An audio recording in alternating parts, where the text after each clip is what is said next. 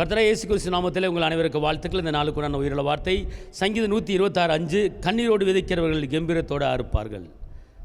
கண்ணீரோடு விதைக்கிறவர்கள் கம்பீரத்தோடு அறுப்பார்கள். அன்பானவர்களே, எந்த காரியத்தை நீங்கள் ஜெபத்தில் கண்ணீரோடு விதைச்சிருக்கிறீங்க? வேலை காரியத்தை கண்ணீரோடு விதைச்சிங்களா? அறுவடை வந்துருச்சு.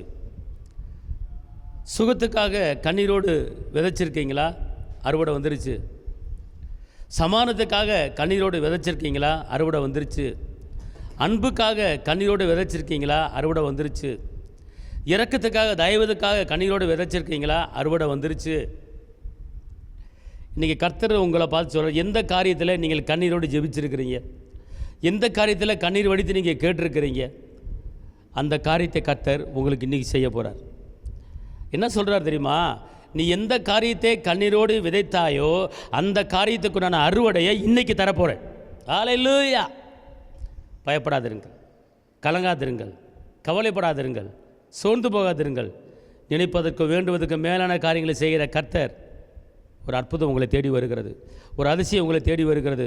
வெற்றி உங்களை தேடி வருகிறது. விடுதலை உங்களை தேடி வருகிறது. ஒருபோதும் உங்களை கலங்க விட மாட்டார். ஒருபோதும் உங்களை கலங்க விட மாட்டார். பெரிய காரியத்தை செய்ய போகிறார். அன்பார்ந்தவர்களே,